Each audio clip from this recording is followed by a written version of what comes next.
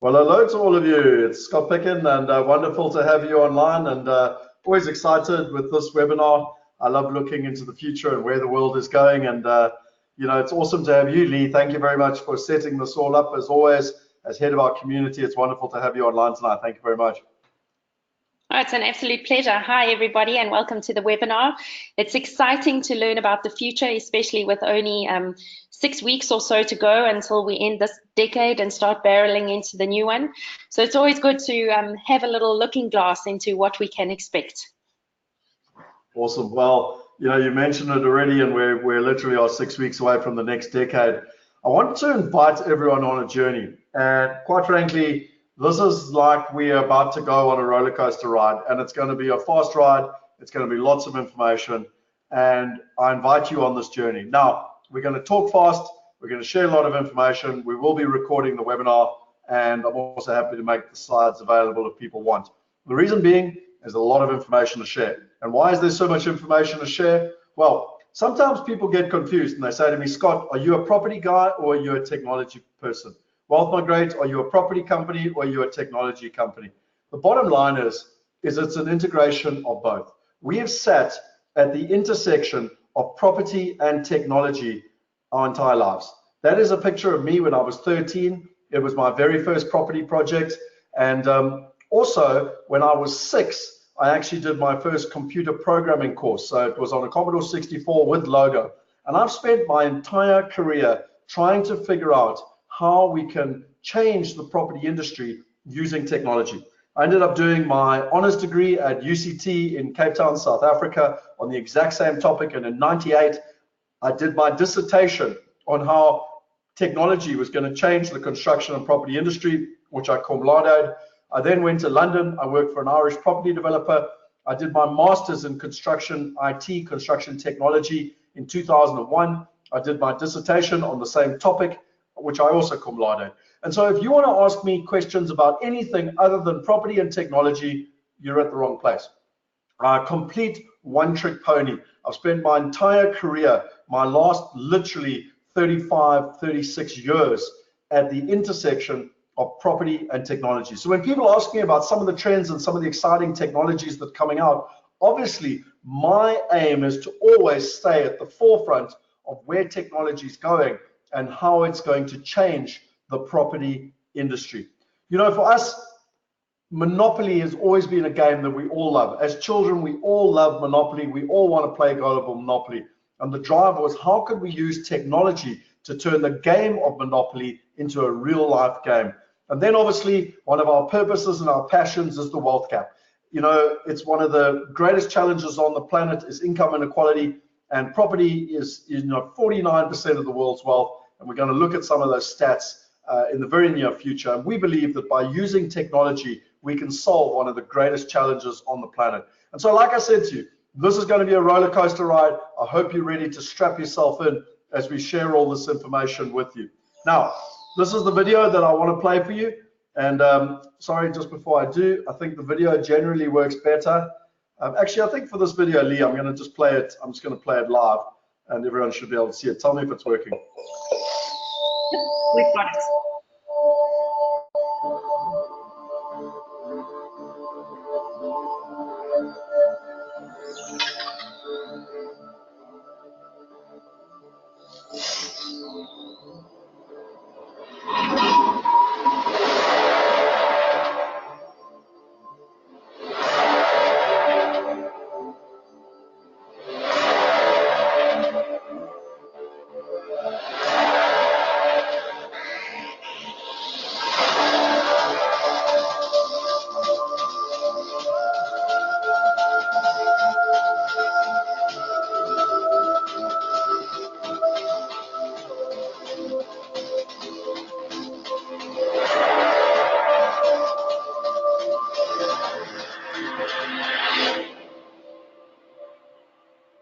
Welcome. Let's rock and roll. So, a question quickly for you. And for those of you at the breakfast last week, and for those of you who've known me for a while, you might or might not know this, but I want to engage your brains. There's a little chat box up there. Who is Ronald Wayne? Who is Ronald Wayne? Come on, let's see who's the first person to share the right answer and to let me know who Ronald Wayne is. Okay, so Marco's saying video is working, but a bit laggy. Thank you very much, Marco. And Lee, you've got all the videos, so if you wouldn't mind just posting them in the chat box so that people can actually watch them later on YouTube if they want it. Absolutely. Perfect. Who is Ronald Wayne? And thanks, Marco, for letting me know. I'll play the rest of the videos using the other link. Okay, I want to see who's going to be the first. We can't get out of the starting blocks. We can't have the what's it called, the starting gun, until someone lets me know who Ronald Wayne is.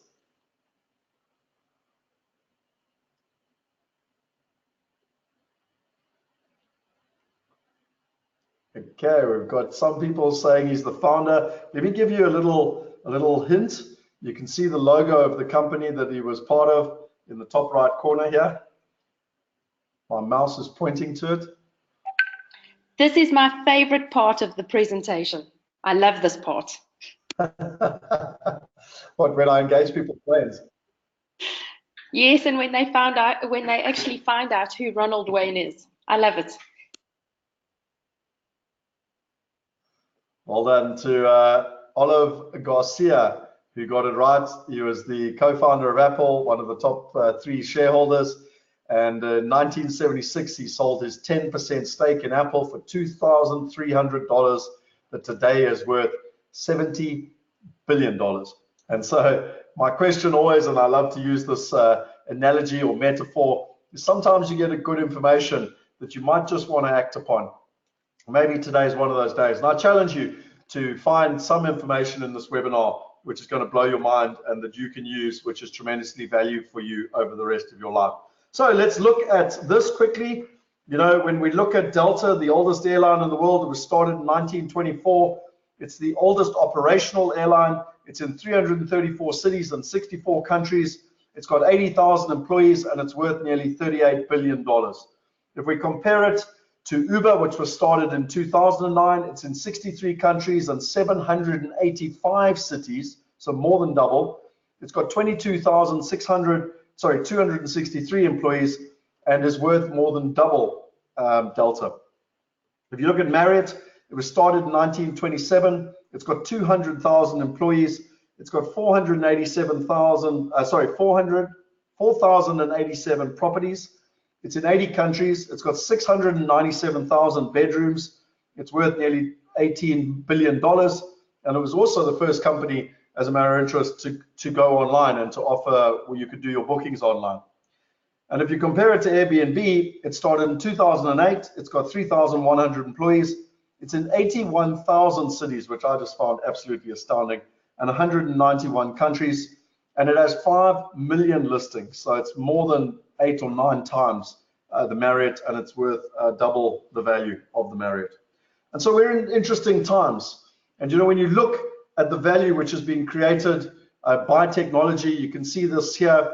I love this live little graph, which actually just plays for you what is happening around the world and how technology is literally changing. And as it revolutionizes industry, how much value is created when technology changes an industry or disrupts an industry or revolutionizes an industry, whichever word that you would like to use.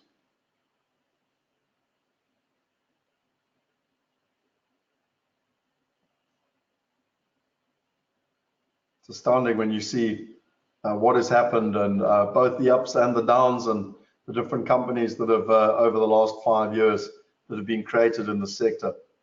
I mean, any of you can go here. This is the Wall Street Journal. You can actually go and see all these companies and what they did and which areas. You can see the United States, Asia, Europe, and other. And it's right through to 2019.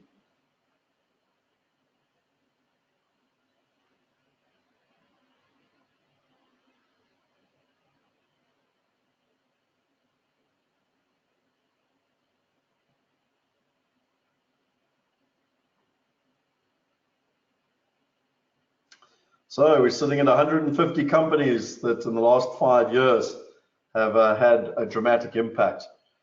And really, when you look at it, if you look at all these brands, you all understand these brands. These are all brands that have disrupted an industry, whether it's Apple, Amazon, Uber, Alibaba, Airbnb, Google, etc. But there's only 3 things they do. The first is they cut out the middlemen. The second is that they cut the costs. And the third is that they dramatically impact the trust, the transparency, and the accessibility. If you look at any one of them, those are the three things that they do in tandem. And when you look at this slide, some of you have seen this before, but Uber is the largest taxi company, it owns no vehicles. Facebook, the most popular media company, owns no content. Alibaba, the most valuable retailer, owns no inventory. Airbnb, the world's largest accommodation provider, owns no real estate.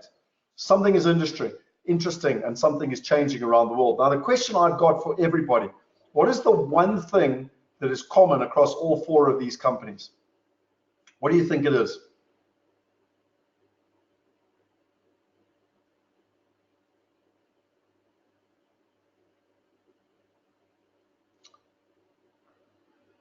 So while you're thinking about that, I also wanted to share another thing with you, which is really, really important.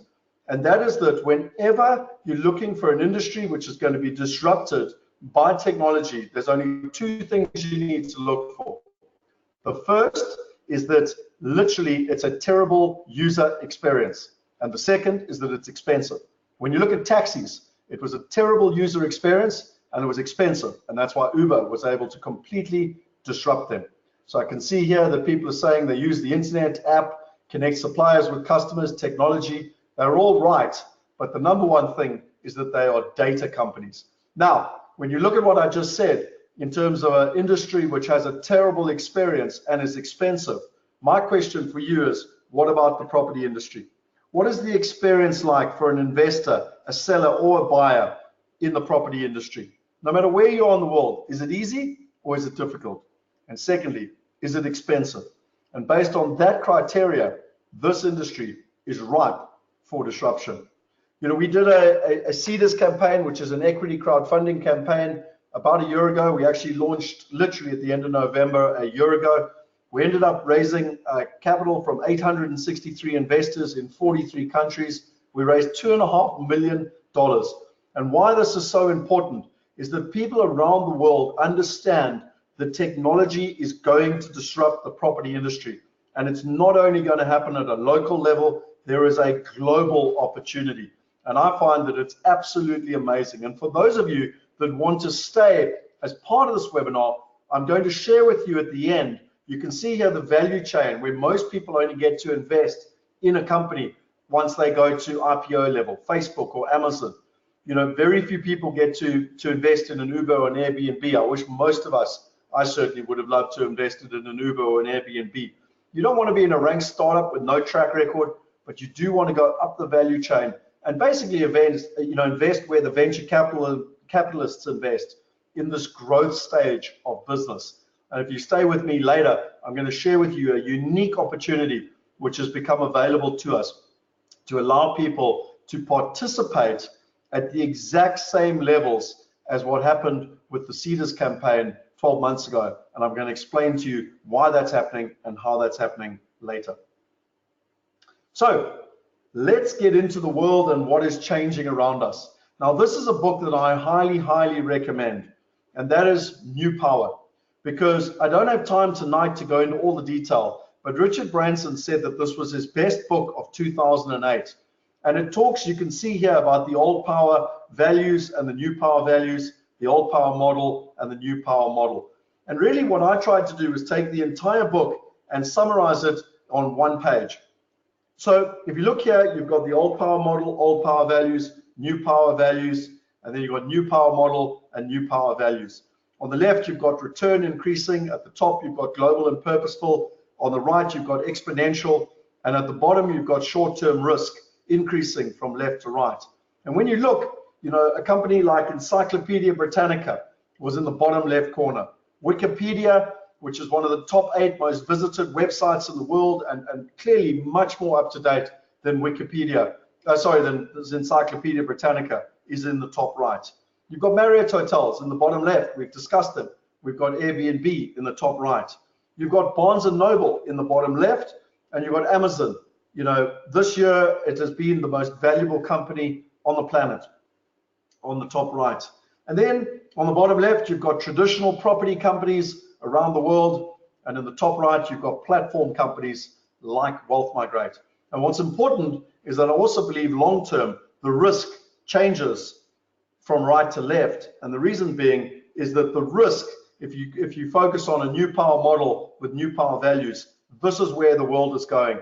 And as they always say when it comes to Wayne Gretzky, don't skate to where the puck is, skate to where the puck is going. And that's why tonight we're going to focus so hard on the trends to share with you, because the trends are so important in terms of where the future is going. So let's look at just some trends. You know, some of you have seen this before, but I love rugby. I've been to every Rugby World Cup since 1995, including the Japanese one recently.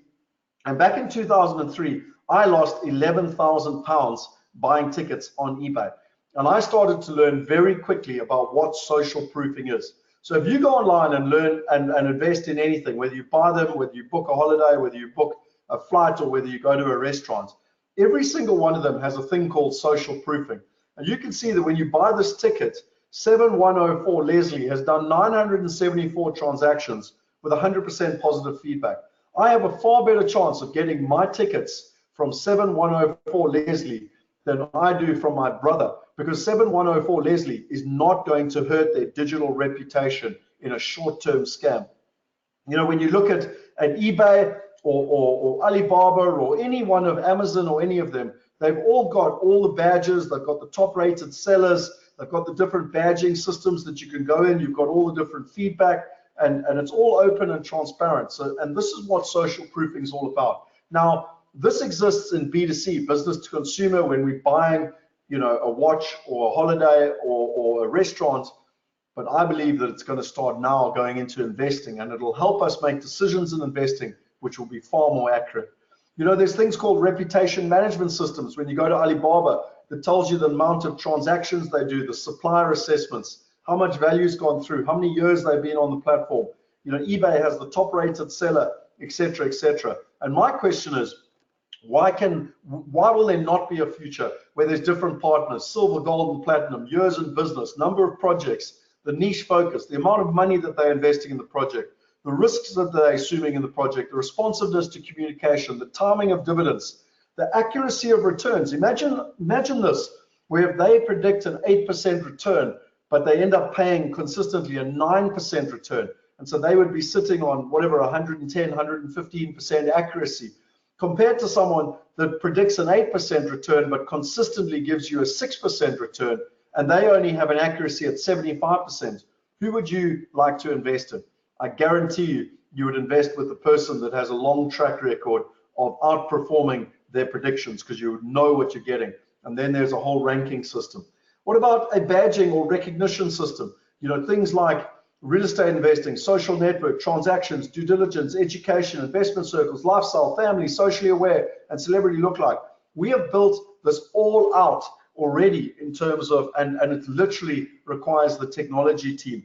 They talk about due diligence. Do you know when Wikipedia came out, all the professors and the doctorates and the people from the universities around the world said it's an absolute shambles, and that it would never be as accurate as, and I'm trying to put on a British accent while I'm doing this, it would never be as accurate as Encyclopedia Britannica. And what's really interesting is no one ever reads Encyclopedia Britannica anymore. Wikipedia is the 8th most looked at website in the world. It's more accurate than anything else out there. And what's fascinating is that there's only 19 million people that are accredited around the world who can put information onto Wikipedia. Imagine, I believe that property is always going to be localized, but imagine if there were accredited people in every local city that had the ability to go and do due diligence, just like Wikipedia. Imagine the value that would bring to you as an investor. What about investor circles? What about investing with your friends? How many people get involved in the Super Brew? I was involved in Super Brew now during the Rugby World Cup, or during different soccer tournaments or whatever. Imagine being able to invest with your friends and win different badges and compete with your work colleagues. Imagine how that will do from a social proofing perspective and bringing people together and investing. And then, you know, imagine one day you're looking at your profile and you've got all your network circles, you've got your badges, you're participating, you're adding value to other people, and we're all growing in terms of our digital community, both on not just the supply side, but also us as investors. You know, when you look at where the world is going, and this scale came from the new power, old power thing, is that when it comes to the property industry or the real estate industry, it's primarily been about complying, so basically complying with the rules, and then consuming. you're a developer and you go out and you hope, you know, people, as many people as possible buy your products, or you're a property fund and you go and sell it through financial planners to as many people as possible. That's basically it, complying and consuming. Whereas in new power behavior, it's about sharing, it's about affiliating, it's about adapting, it's about funding. One of the things we're talking about tonight, being part of growing the company.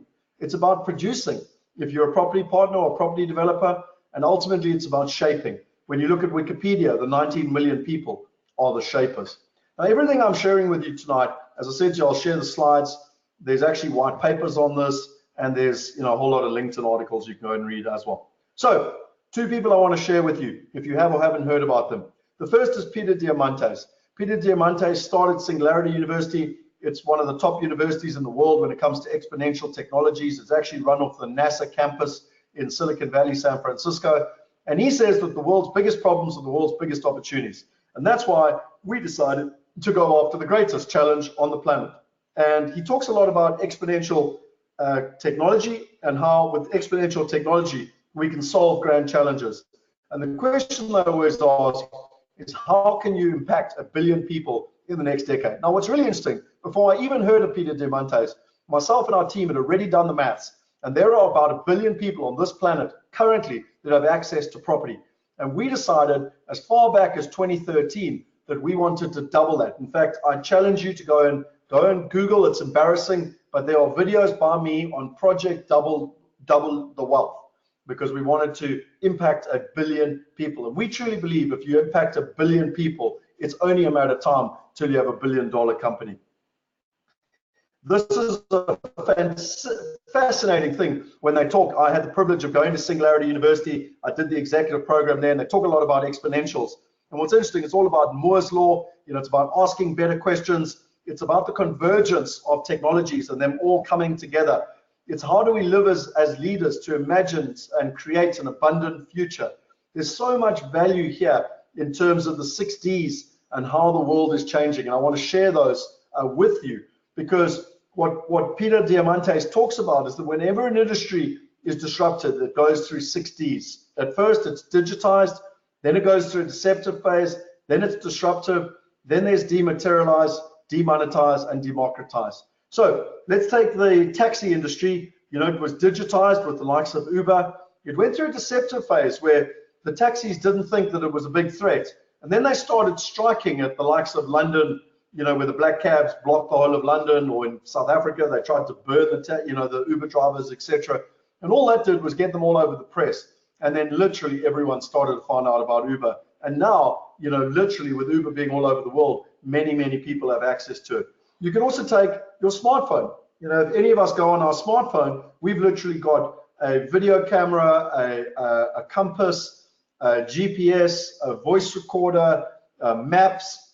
I mean, you name all the different apps. All of those things 10 years ago we would have had to buy, and now literally they are free. They are democratized.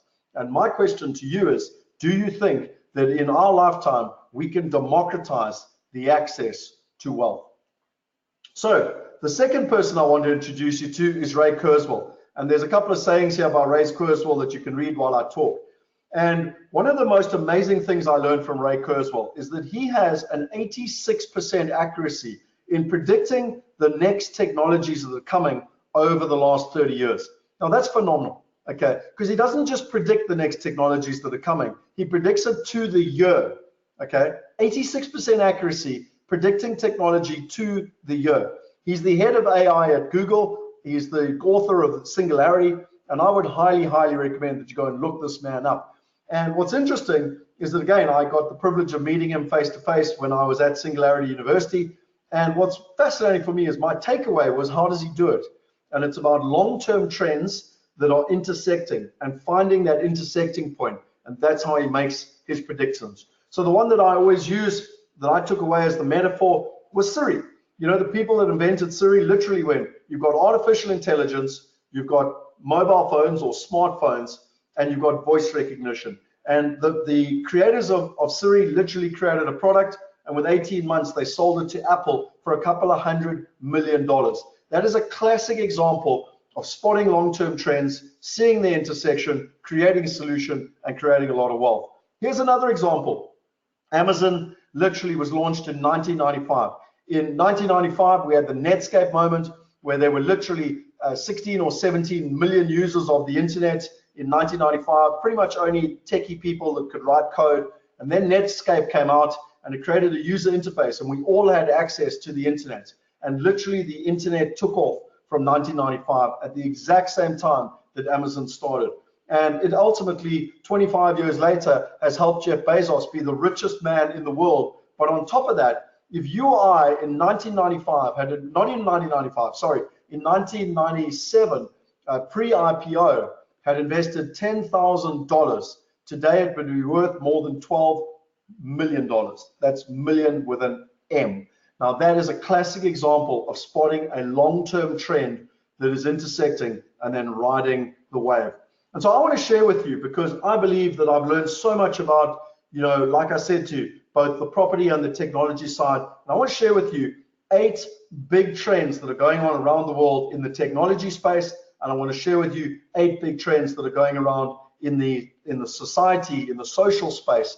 And I want to show you how they're intersecting. And when you can figure out how they're intersecting, you can start to predict the future. You can ride the wave, and possibly you could follow the journey of Amazon. So let's look at it. The first one from technology is blockchain, and it's all about solving trust. And if you don't know what it is, don't worry, I'm going to explain each one in a little bit more detail. The second is artificial intelligence, connecting us to the world's intelligence. The third is big data, algorithms, and quantum computing, helping people make smart investments. The fourth is VR and AR, virtual reality and augmented reality, where people can experience reality. O2O, connecting us with the best in the world, and it's offline to online, online to offline. I'll explain that more later. Mobile phone adoption, connecting anyone with a smartphone to the global economy. 3D printing, reducing costs dramatically around the world. And finally, the digital layer, IoT, and bringing it all together. Now, let's rock and roll and go into these trends as quickly as possible. I am aware of time, but I also want to share with you my life passion, which is bringing together 37 years, and go into these trends. So let's look at blockchain first. As a platform, our number one challenge was trust. When people want to invest around the world, the number one challenge is trust. And actually what happened is you got e-commerce first, okay, with things like Amazon. And then you got social media with things like Facebook. And where we're going now is a thing called social commerce. And what is going to underpin social commerce is blockchain. Blockchain is the foundation of social commerce because it's underpinned by trust. Now let's watch this little video around what blockchain actually is. This is the seller. So what I'm going to do so that Marco and others can actually see this is I'm going to play this properly through the screen. Just give me 2 seconds while it comes up here. Sorry, it's just loading, so it loads into the player, and now you should be able to watch it properly. The reason I want to play this properly is it is so vitally important. Many people believe that blockchain is going to have a bigger impact on your life in the next 20 years than the internet has had on your life in the last 20 years. That's a big statement. This is the seller. This is the buyer. This is the middleman. Cutting out the middleman can be a great thing, unless you're the middleman. And there are a lot of middlemen or intermediaries out there. Entire industries, such as payments or securities clearing, have evolved to rely on them. Why? Because they establish trust where there is none. They establish ownership, that the seller has the right to sell what's being sold. They attest to history, that there is a clean transaction history. And they certify ability, that the buyer has the money to buy it. All pretty critical details when you don't know the person on the other side of the transaction. Intermediaries know and trust one another. Their business is based on it, so they have more to lose than gain from breaching that trust. But what if there were a better, cheaper middleman, one that didn't add as much cost, complexity, and chance for error? There might be. It's called blockchain, and it has the potential to disrupt the entire ecology of intermediaries. It's a distributed ledger that relies on large networks of computers that redundantly encode transaction data by solving complex mathematical equations. The secure ledger provides an inviolable record. If the history of an instrument is incorruptible and available to all parties, there's no need for a third party to vouch. Blockchain is proof of ownership, history, and ability in non-centralized encrypted form. It's fast, transparent, and free of error. The question is not whether blockchains can cut out the middlemen in complex transactions, but rather which middlemen and when.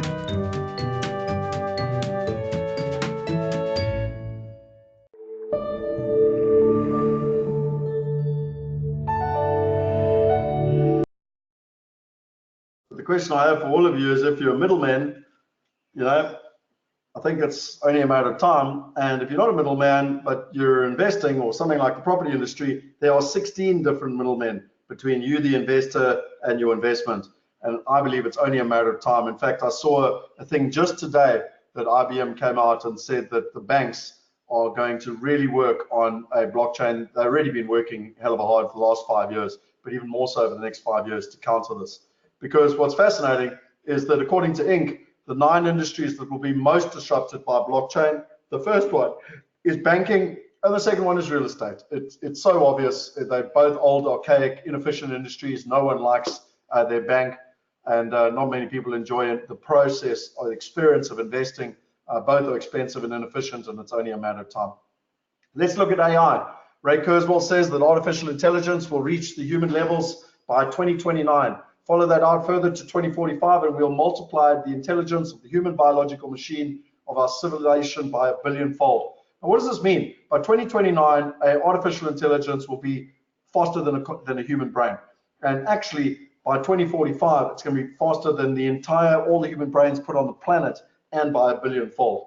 Now, that could be very scary, but when you think of big data and artificial intelligence, all of us have so much information. I learned something from Roger Hamilton. There's so much information out there, but we need direction. And that's why we've got things like the investor test, where anyone can go out, they can do the test, it provides them with a 26-page report.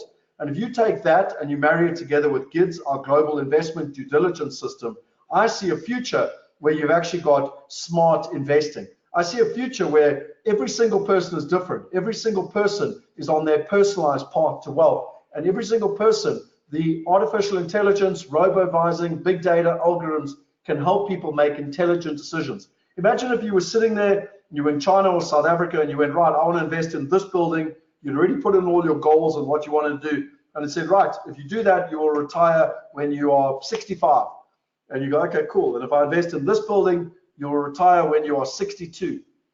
How much would you like that sort of future proofing? So don't be scared by artificial intelligence. It's super exciting where artificial intelligence, big data, and algorithms are going, because it's going to provide people with the ability to make smart investments.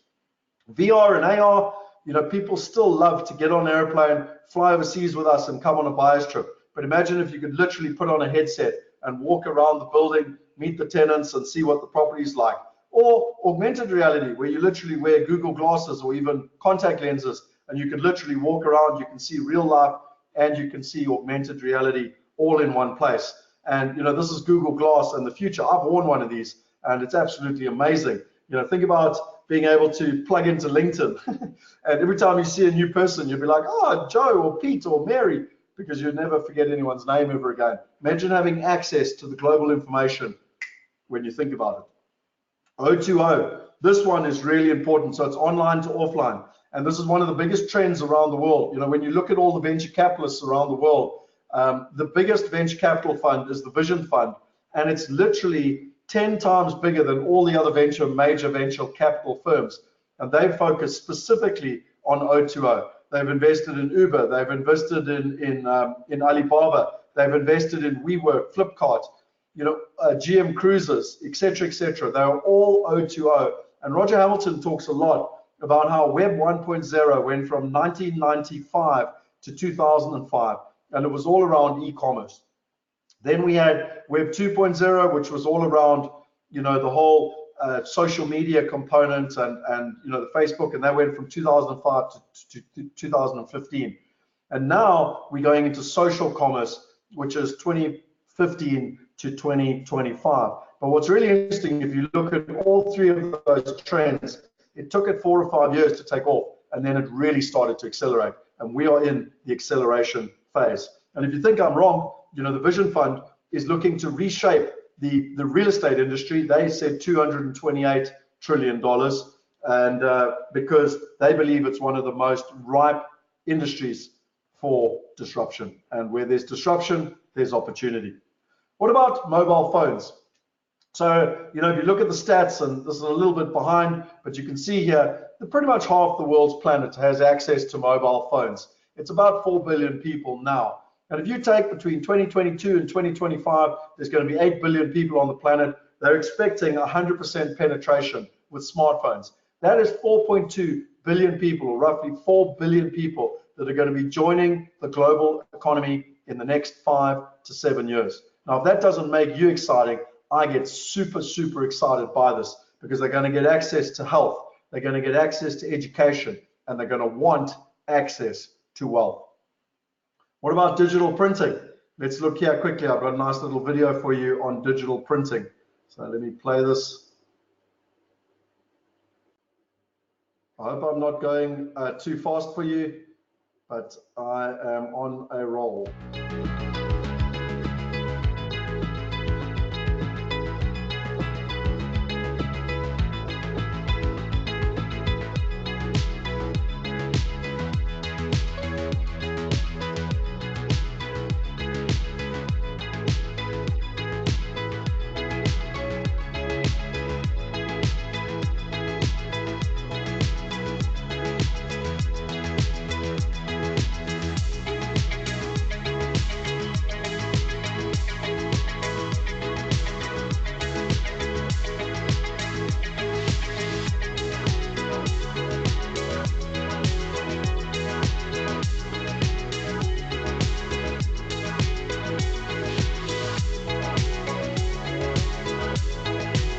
Is it still loading?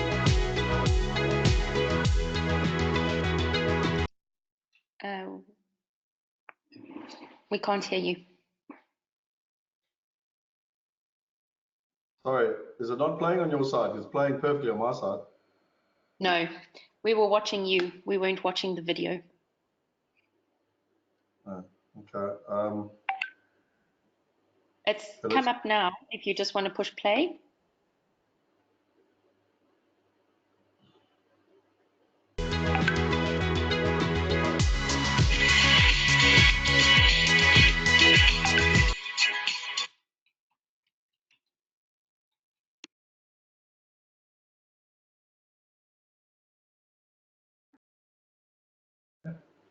And if it doesn't work, we'll have to put out the links for everyone.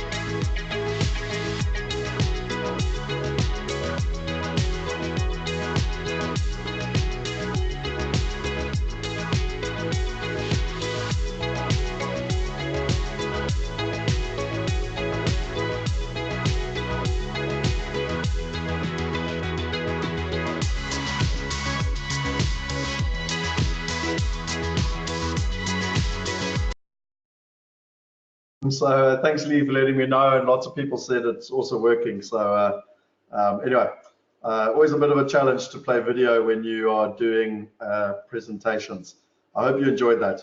And if you didn't get it, we'll make sure we send the links to you. And then the last one that gets really exciting is the digital layer, and this is where it brings it all together. It's IoT. And what's really interesting here is that there's about 1 billion devices on the planet right now, smart devices, and I'm expecting this to be 50 billion in the next couple of years. When I mean couple of years, I mean 2 to 3 years. And it's just going to completely change the world. Like, you know, you've got a smart TV, you've got a smartphone. Imagine when your fridge is smart, your microwave is smart, your car is smart.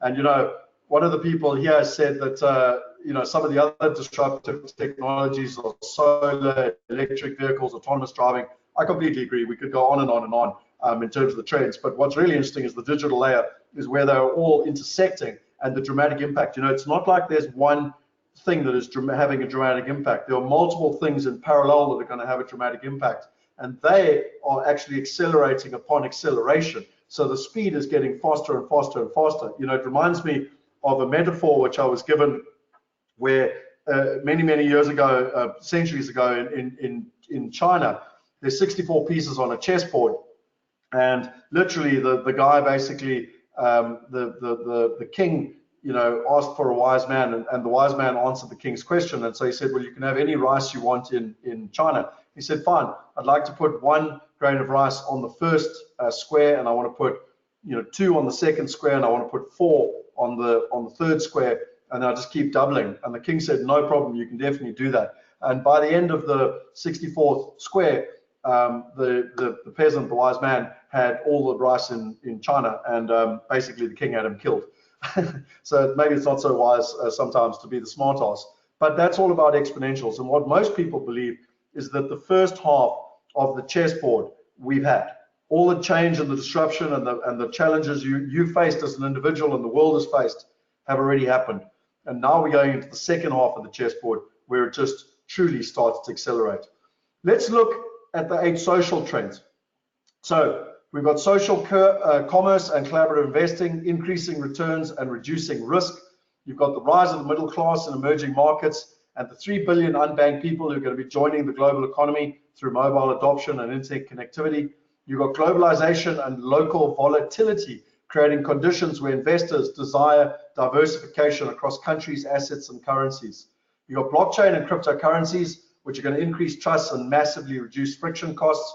You've got social pressure to democratize the access to wealth and empower the 99%. You've got gamification, learning while doing, fundamentally changing the education system. You've got personalization and personal solutions for themselves and their families. People want to, have the power to create the freedom in their lives and have meaningful connections with their investments. And finally, you've got investors wanting to have a purposeful impact on co-creating the planet they want to see. And one of the people earlier, Stephanie, I think, Stephanie Bush, said, how will I negatively impact the doctors? And I will talk about it, Stephanie, in the Q&A. But what I love what you said is I'm sorely missing an ethical investments on the platform, and I want to talk more about that as we go on. So social commerce and collaborative investing, I could spend an hour just in the space. I'd recommend that you go and actually look up, the LinkedIn article. Just put in there social commerce and collaborative investing, Scott Picken, LinkedIn. There is the link. So it's actually called Does Wealth Migrate Do Crowdfunding, or is it more advanced than that? And you can see what's happened here. You've got basically the periods. You can see the period through time, through history. You've then got production and marketing. You've got commerce. You've got compliance, regulation, and trust. And then you also got the brand which best represents it. You've got a local blacksmith, you've got Ford Motor Company, you've got Toyota, you've got Amazon, you've got Facebook, Kickstarter, Uber, Crowdcube, Bitcoin, Ethereum, etc. And this is really important to understand. I've already explained to you e-commerce, social media coming together. Now you've got social commerce. You need to understand where the world is going in terms of this collaboration. And I believe that it's truly exciting because more and more people are going to be able to invest using the collaborative investing principles, which is truly going to allow them to invest with less risk and actually get better returns. Then you've got the rise of the middle class. And again, when you look at it, it's going to literally 1.8x. It's going to rise by 1.2 billion people over the next 10 years. There's 3 things that we look for. We look for countries where there's large populations. We look for large internet adoption, and we look for large urbanization. If you look for all 3 of those things, you have got a country where there's going to be a large increase in the middle class. And take the impact that the rise of the middle class in China has had. Think of the impact that that's had on the global economy in the last 10 or 20 years. And most people arguably would say that there's somewhere between 200 and 400 middle-class Chinese that have joined the Chinese middle class in the last 20 years. Now, think of the impact they've had and compare it to the 1.2 billion that are going to be, literally joining in the next 6 or 7 years. When you look at globalization and capital flows, when you look at property and the amount of money that's invested cross-border, it really is massively significant. But if you take the amount of money that's moved from China into America as an example, it's still the top 1% of the top 1%. There are 900 million people in China that are on WeChat. WeChat is an e-commerce social media platform. It is a classic social commerce platform in China, and there are 900 million people that are on WeChat. Imagine when through WeChat they would literally be able to swipe their finger and invest in a property in America. Do you think that might or might not have a big impact on the market? What about blockchain and cryptocurrencies? You know, blockchain is here to stay, and so are cryptocurrencies. They've gone through the classic Gartner hype cycle where they were hugely popular in 2018. They fell off a bus in hugely popular in 2017, fell off a bus in 2018. No one, really talks about them too much in 2019. And yet what's fascinating is that when you look at the research and you look at the graphs, you can see that the green line is the Gartner hype cycle, and it happens in every single asset class and investment, and has done for centuries, right back to the tulips back in Holland in the 1700s. But when you look at the investment in blockchain, you can just see it rising time and time and time again. What about trends? The UN came out with the 2030 goals. They've got 17 goals around the world, 17 grand challenges. They used collaborative communication and what's the right word? Sorry, they crowdsourced this, where they went out and they asked the world, what are the main challenges? And the number one challenge that people on this planet want to solve is no poverty.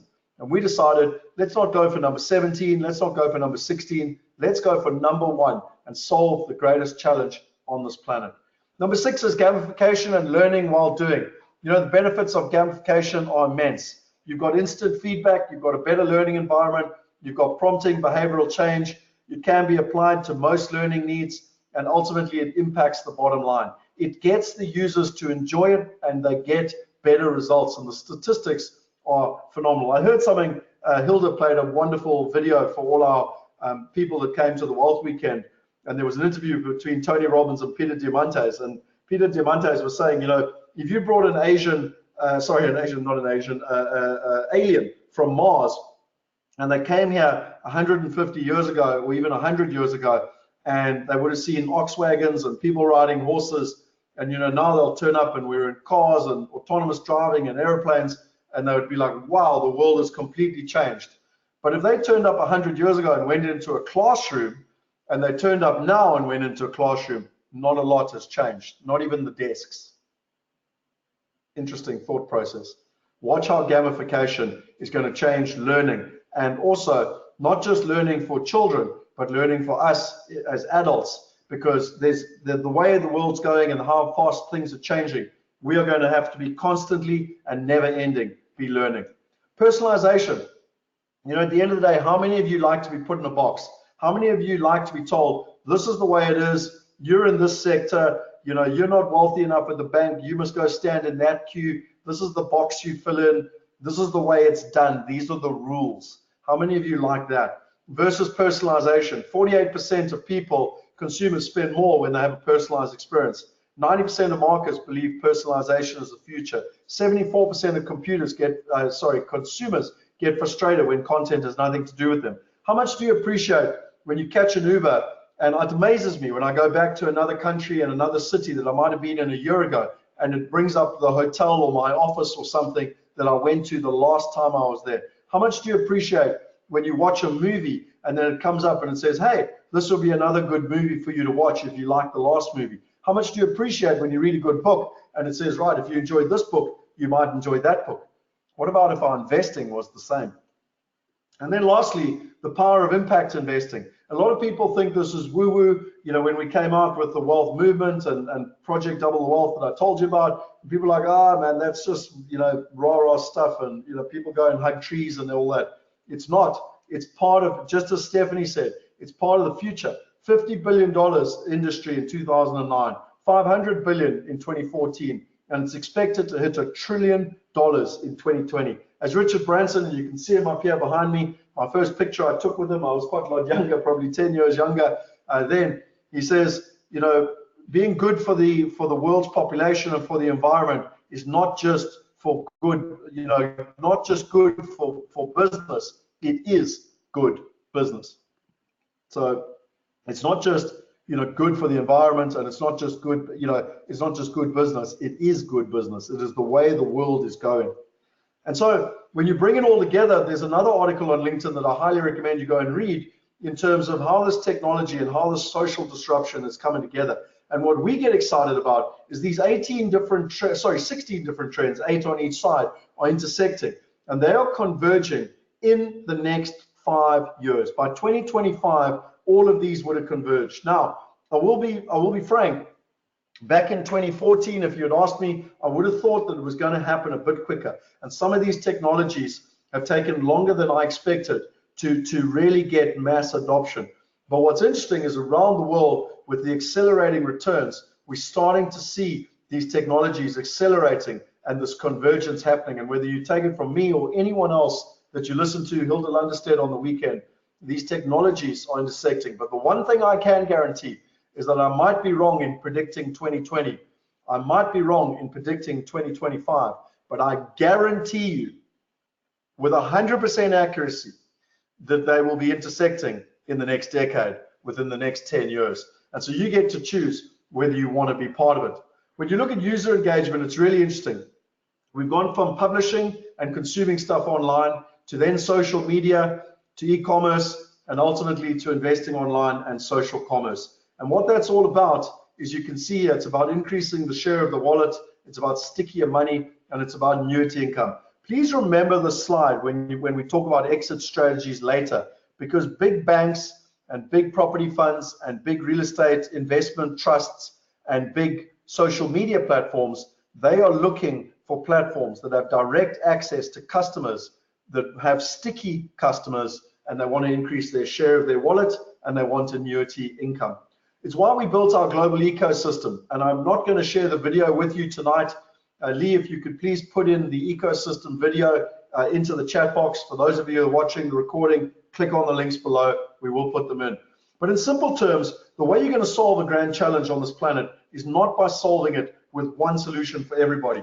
You know, I remember a couple of years ago, I said to my uncle, who's a very, very successful stockbroker, I said, Bill, why do you keep investing in Coca-Cola?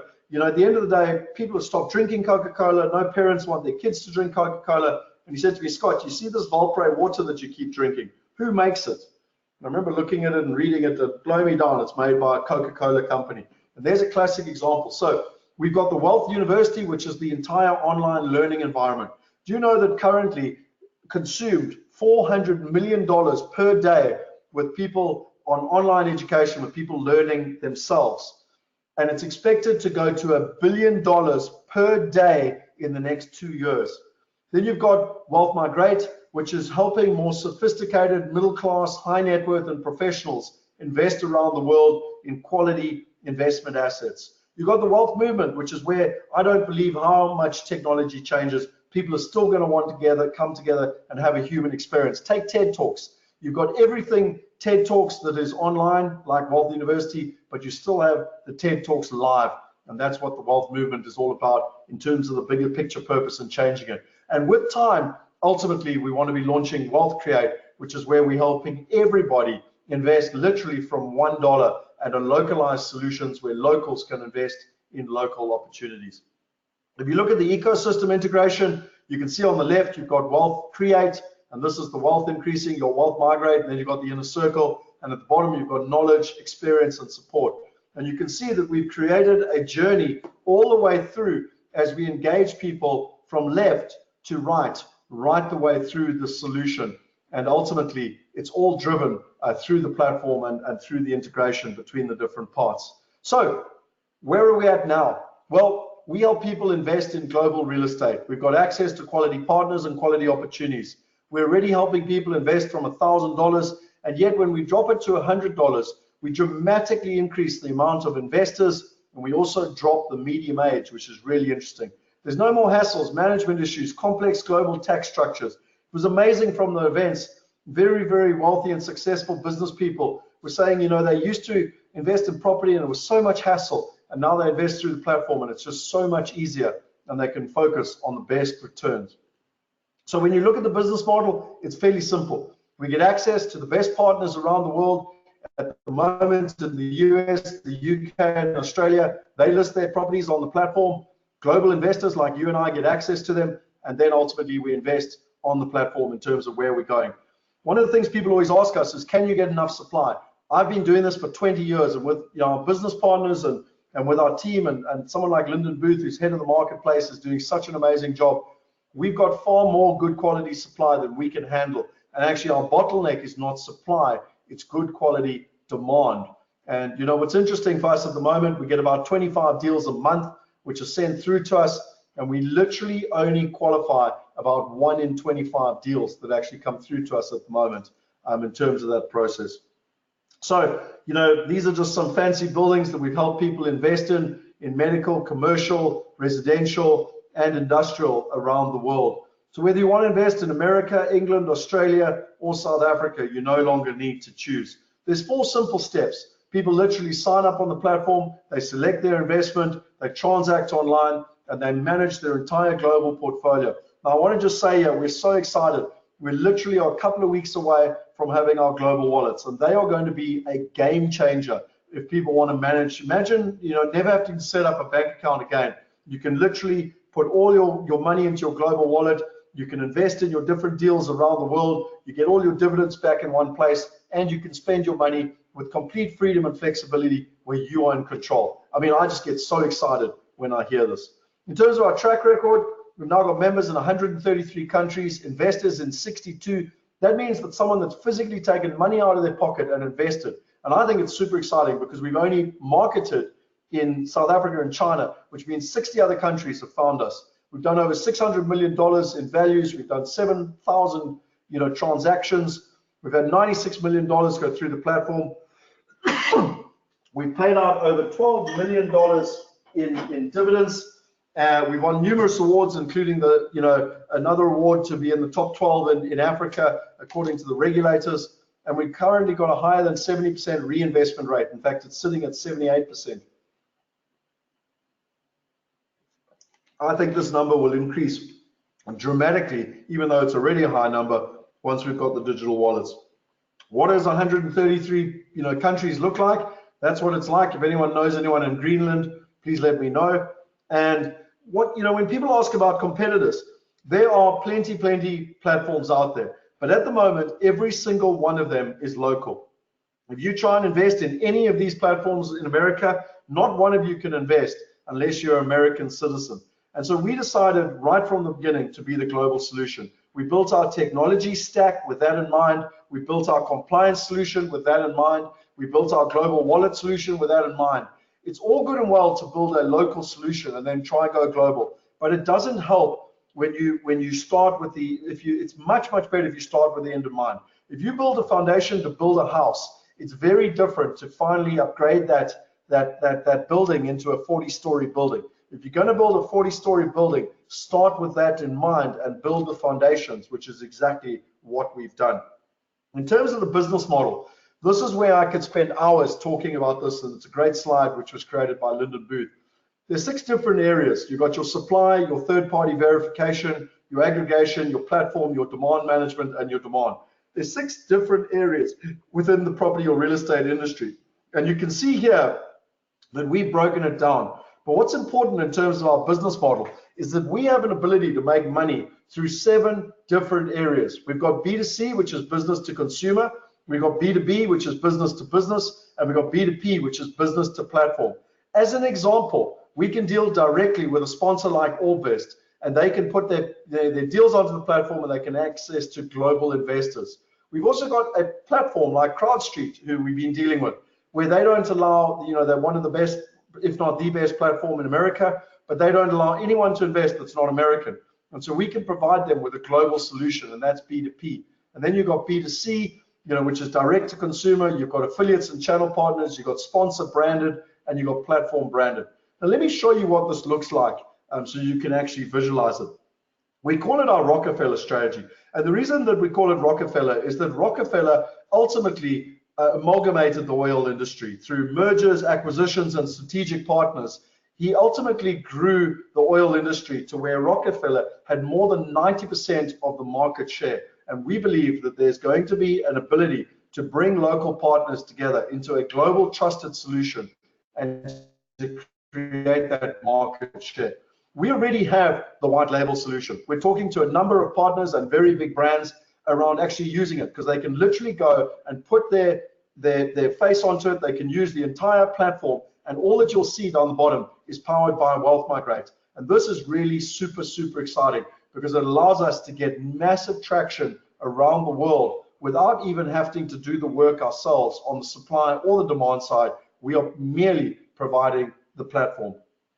You know, when you look at a company like Property Share, this is out of India. We've had meetings with Property Share. We've had a meeting with a platform in India called HPITS. And what we've spoken to them about is they've got great properties in India, but they don't have any ability to get access to the world, and particularly to institutional investors. And we can link them from a local to a global solution. And Ken Williams has worked out all the numbers. And, you know, tonight, I'm happy to share the models with people that ultimately want to become wealth partners.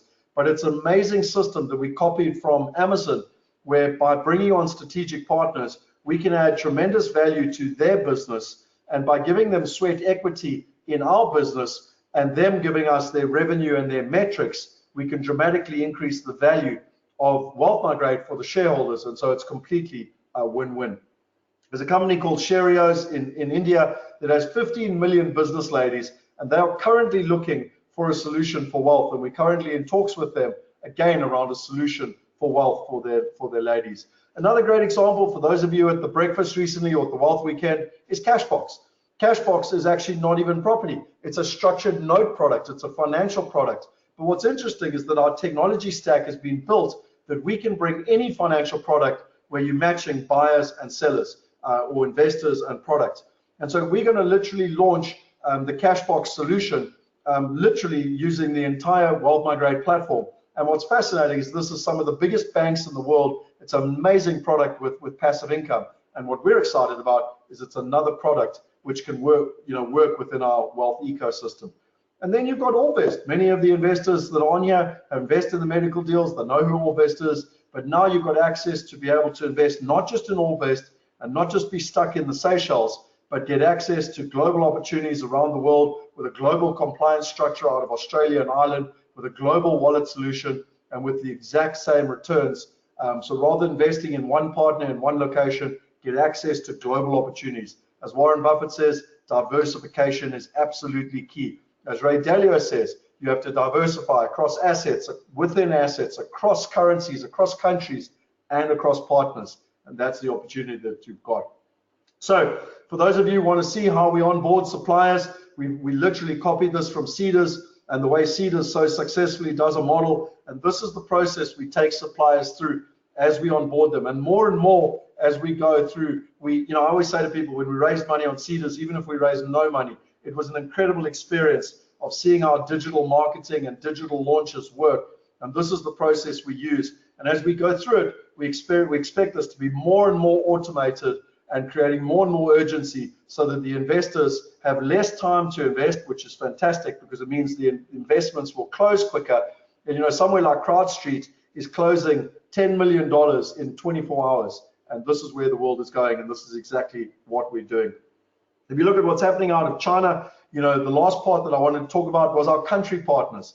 And we started very slow in China in 2016. We made a lot of mistakes. We finally got the team established in 2017.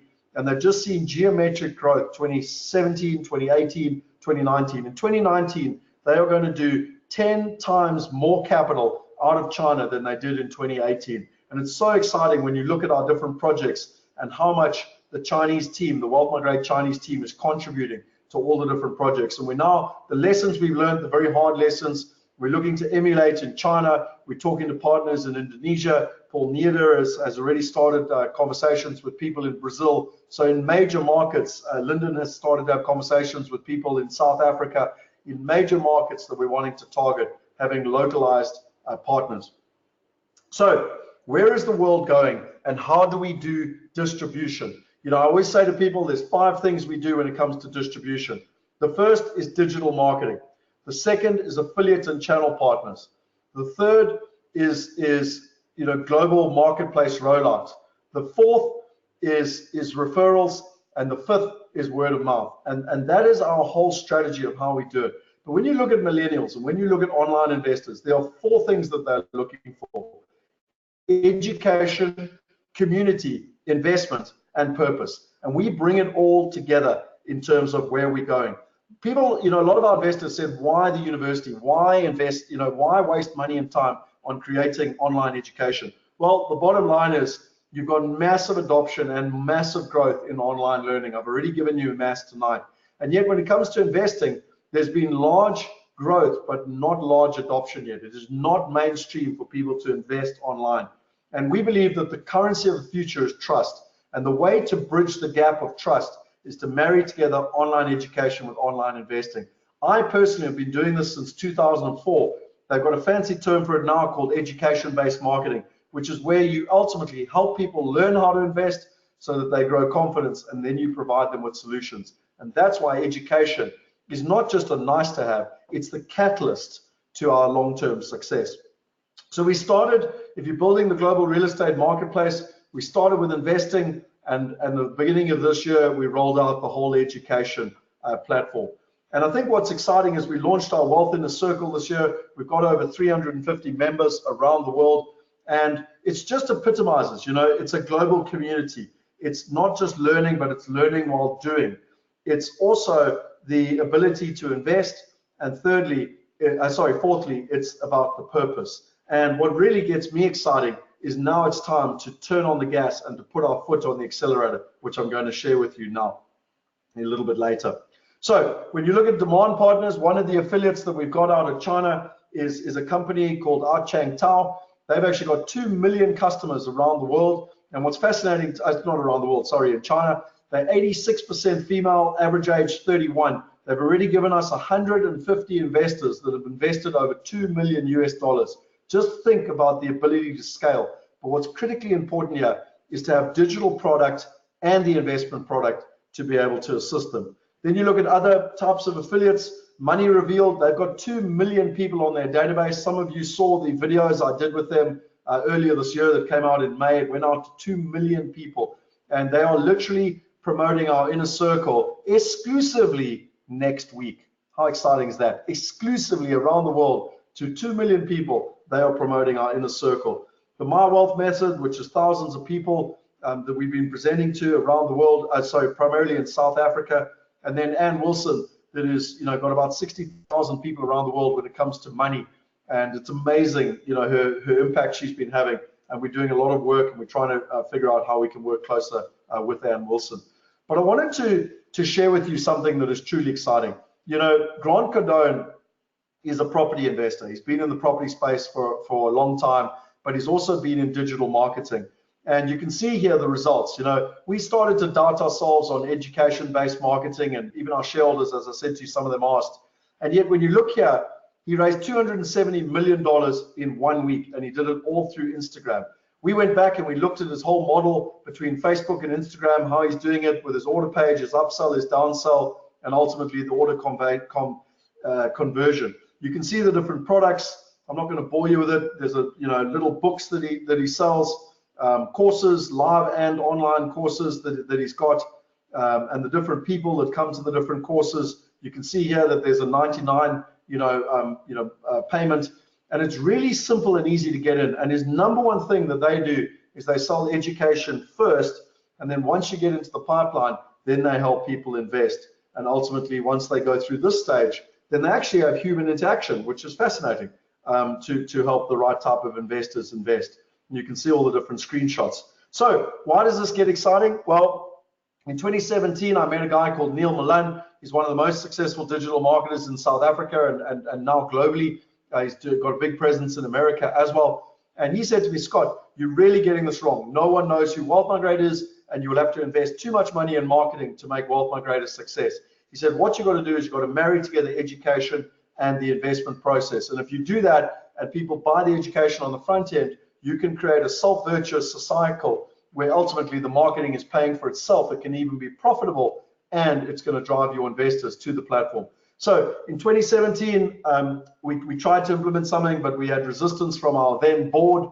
In 2019, we've made tremendous progress now that we've got the Wealth University available. And we actually sat with Neil on Monday and we went through our entire digital strategy. And just as a matter of interest, is this stuff interesting to you?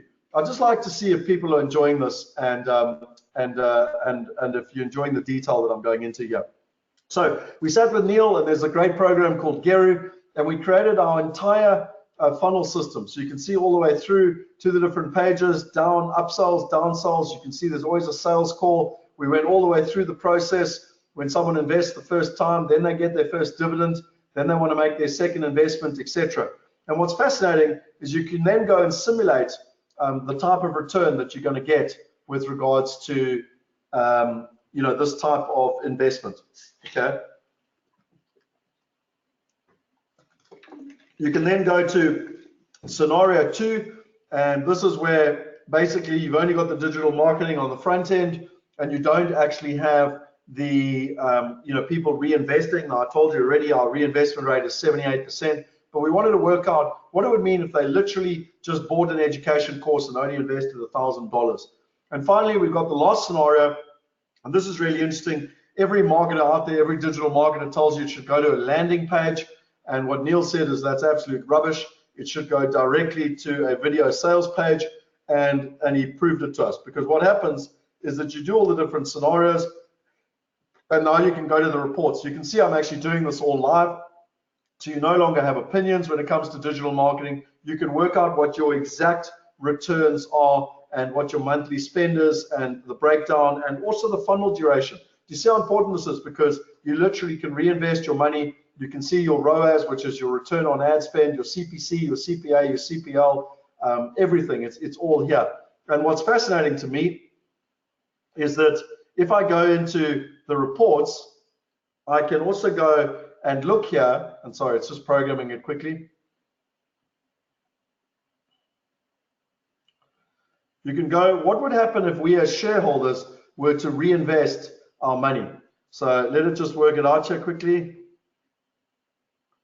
And look at what will happen in terms of growing our company. If we reinvest 10% of our profit in traffic, we can start to see the red line. If we invest 15% versus just keeping it where we're at, 20%, and ultimately 25%. And you can see the type of returns that it makes in terms of where we're at. If we compare the 3 scenarios that I just mentioned, what I love about this is that, we've often get caught up in opinions, often at the board level for the last couple of years, all been opinion based.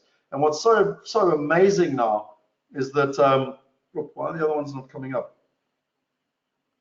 Let me just go quickly here. I just want to simulate the canvas quickly, because I think it's actually quite important you can see this.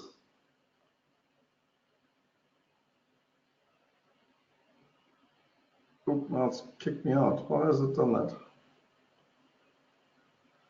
Oh, that's a real pity.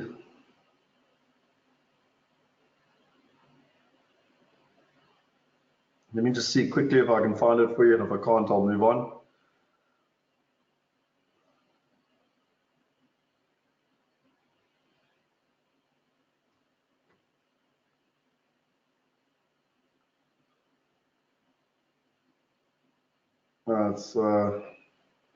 Anyway, it's done something. I don't know what it's done.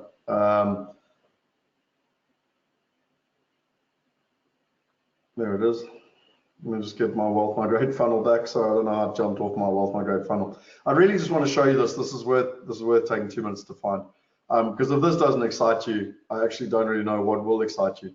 And why I say that is because, look at the world in terms of where it's going. And if you can create a self-funded model where you can invest in marketing, I think it truly is, really, really quite important. So I'm just simulating these quickly. Just give me 2 seconds, because then it'll help me with the reports. At least you know that I'm doing this stuff live and I'm not just making it up.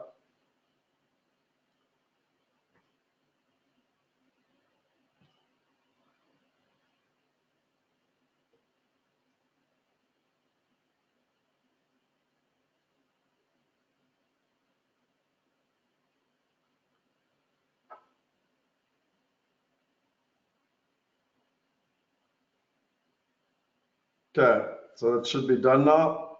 And let's go to the reports. We've done the traffic reinvestment, so I showed you. I just want to show you two more. So if I go to the scenario comparison, so now if we really want to drive our revenues, and at the end of the day, there's three things that we're looking to drive in our business: members, transactions, and revenue. You can actually see now the different scenario comparisons between the three different scenarios I've shown you. And I'm hoping this thing's going to come up quickly.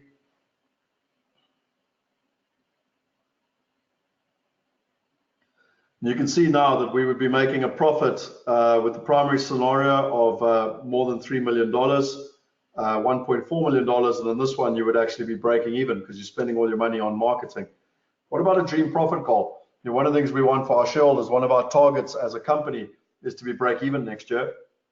And so to do that, our current cost structure is 1.8 million per year. And if we were to do that, basically, we would need to spend about 23,000 a month on marketing, basically, in terms of the breakdown. So it's just really, really interesting in terms of the breakdown in cost. Sorry, this is, I don't know what's, you know, there's something slightly wrong here, but it actually worked out at about $22,000. And what's fascinating is that, you know, Neil Milan said to me, Scott, you need to find a performance marketer. And I was like, what is a performance marketer? I've never even heard of one. And I challenge anyone here to know what a performance marketer is, because I've always just gone out and got digital, you know, people, and they promise the world and I'll get you 20 million Twitter likes, and it doesn't mean anything. And so he said, Scott, you need to go to an online company like a Get Smarter. Now, Get Smarter is the online company that does courses for Harvard, for Oxford, for UCT, etc. It's a South African company, and they were actually sold last year for $140 million. And what's really interesting is that this year their revenues will be upward of about $80 million. And there's a guy there called Aubrey that we actually started talking to. We were introduced to him by Neil Milan, and you know, it took a bit of convincing. I had to fly him up to Knysna with his wife, and we sat down and we got, you know, really, really excited about the way the world's going. And I'm truly excited to say that Aubrey is joining us on the 1st of December. So we're no longer just talking about it. Now, currently, Aubrey takes $12 million, a marketing budget of $1 million a month, or $12 million, and he turns it into $40 to $50 million. Now, ROAS, or return on ad spend, that is a 400 to 500% return, or 4 to 1. So what you do is you spend $1 and you make $4. And now, hopefully, you start to see the light bulb come on of how exciting this gets going forward. Once we've cracked that, that's where we can truly go to the Wealth Create, and we can look to reach the full 99%, where we can make the vision as simple as a swipe of a finger, and we can get the investment down to $1 per person per investment. Now, as a matter of interest, once we have the digital wallet, I'm not saying we'll drop it to $10, but we actually have the capability now to drop it down to $10 because there'll be no friction costs.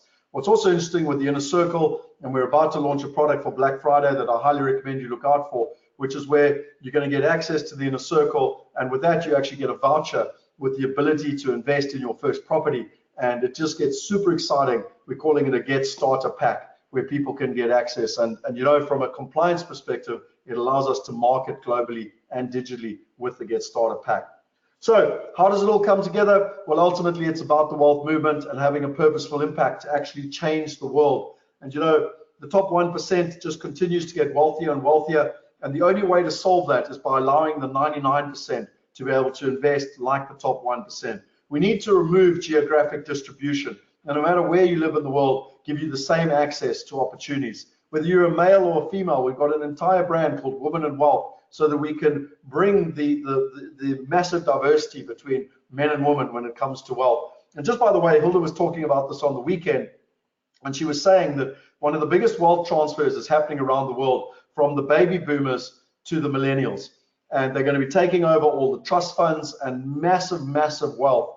And in more than 60% of the cases, they are going to be driven and led by females, by women, and they are purpose-driven, and they want purpose-driven and impact projects.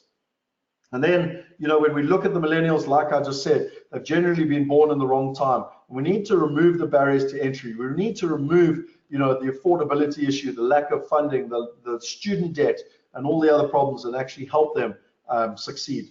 And so when it comes to property investing, we've all got challenges. We're all stuck in country. We all have barriers, and there's extreme complexity. And what we've truly done is simplify that and make that easy.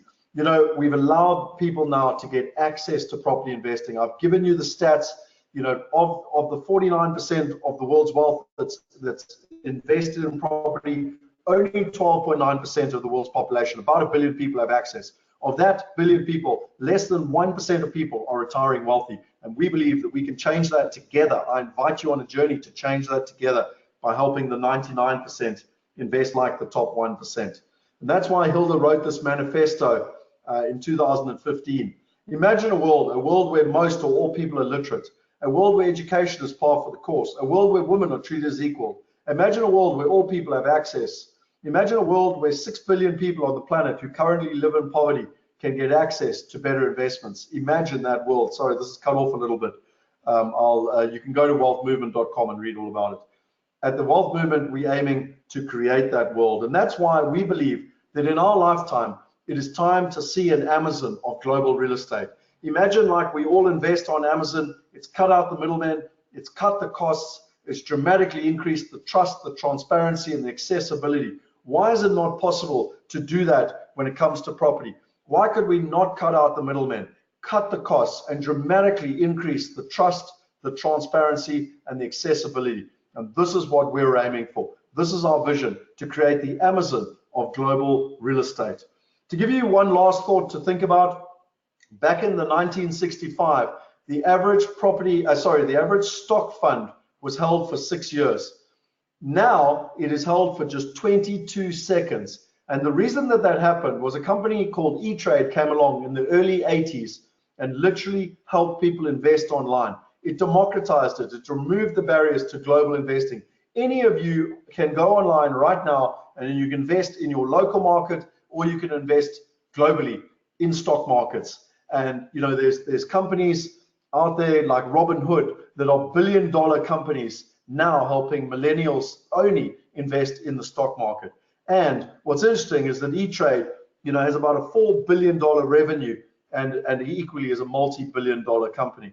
And so the question I have for you is that the current median ownership of a house in America right now is 8.7 years. And how long is it going to be when platforms change the way people invest? And I guarantee you it's not going to take 40-something years like it did for E-Trade to change the market based on all the trends that I've already shared with you tonight. And that is why I truly believe that there's an opportunity in the next decade to provide the Amazon of global real estate. We've brought together an amazing team of people across 5 different continents with a balance of technology and real estate skills, because you need both to solve this challenge. We've got all the financial summaries and everything put together in terms of, you know, for those that want to dig deeper into the numbers. But what's really interesting is that when you look at our financials, there's 3 key metrics. We ultimately want to increase the number of transactions. It's times the average fees and the average transaction size. And our metrics are really simple. We want to be $1 billion company, and therefore we need to have a revenue of at least $100 million. Thus, we need to increase the transactions and decrease the transaction size. In a calendar year, in a financial year, we want to aim for 1 million transactions at an average fee of 5% with an average transaction size of $2,000. And there you have your $100 million revenue and $1 billion valuation. And that is the metrics upon which we grow. That is the metrics and upon which we make our decisions as to how we can get there.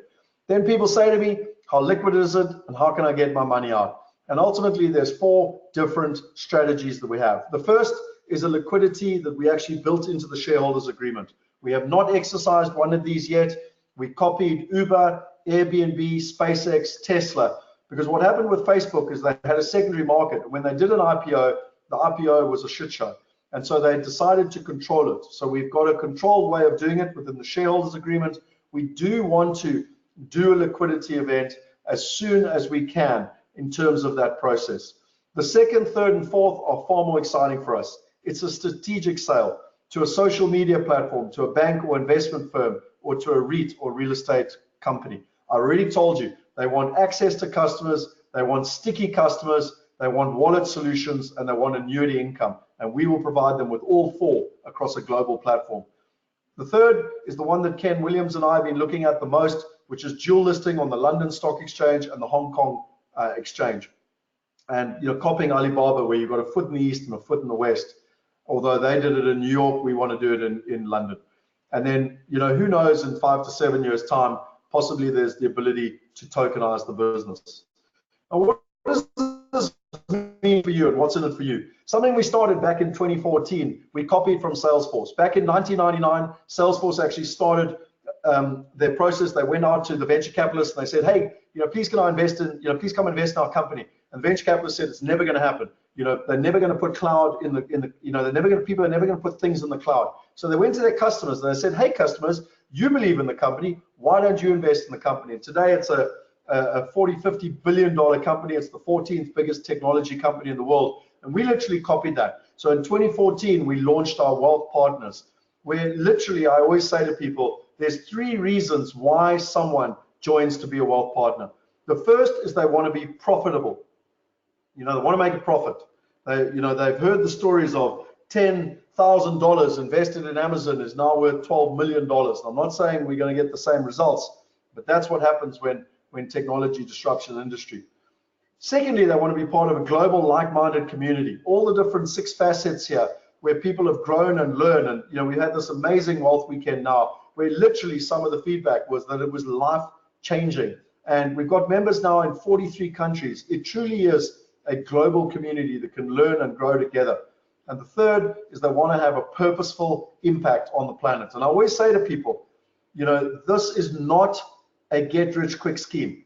And if it doesn't all 3 of those, if you don't want to make a profit, if you don't want to be part of a global community, and if you don't want to have a purposeful impact on the planet, then we are not the right people for you. But what I do want to share with you quickly is some input from some of our wealth partners. We asked them about a year ago to give us what it means to them to be a wealth partner, and one word. And let's just see what a few of them had to say.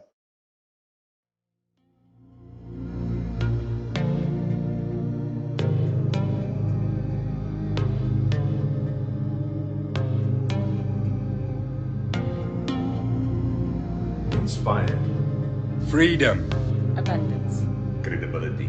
Enlightened. Impactful. Powerfully enabling. Unimaginable. Peace of mind. Phenomenal. Total honesty. Reliable. Genius. Engaged. Excited. Hopeful. Exponential. Empowered. Connected. Dream. Innovative. Global diversity. Opportunity. Freedom. Change. Excited. Ukamuso. Blessed. Empowered. Incredible. Privileged. Revolutionary. Super. Disruptive. Support. Change. Empowering. Excited. Interesting. Evolving. Global. Opportunity. Buzzing. Powerful. Fortunate. It's possible. Work. Community. Inkululeko. Proud. Transformative. Fiddle. Inclusive. Satisfaction. Trust. 理想. Discipline. Secure. Proud. Fortunate. Excited. Driven. Privileged. Community. Spearheading. Unlimited. Excited. I feel inspired. Partnership. Future. Inspired. Peace of mind. Excited. Metamorphosis. Inspirational. Freedom. Abundance. Pathfinders. Empowered. Inspired. Purposeful. Opportunity. Engaged. Passive income. Transformation. Generous. Grateful. Rewarding. Legendary. Cash flow. Diversified. Interesting. Exciting. Freedom. Gives me options. Empowerment. Highly innovative. Exponential. Bold. Opportunities. Grateful. Freedom. Absolutely inspirational. Leading edge. Empowering. Adventure. Game changer. Groundbreaking. International. Liberating. HOPE. Phenomenal. Professional. Life-changing. Inspired. Opportunity. Freedom. Independence. Diversified. Peace of mind. Prosperity. The future. Being a wealth partner is empowering.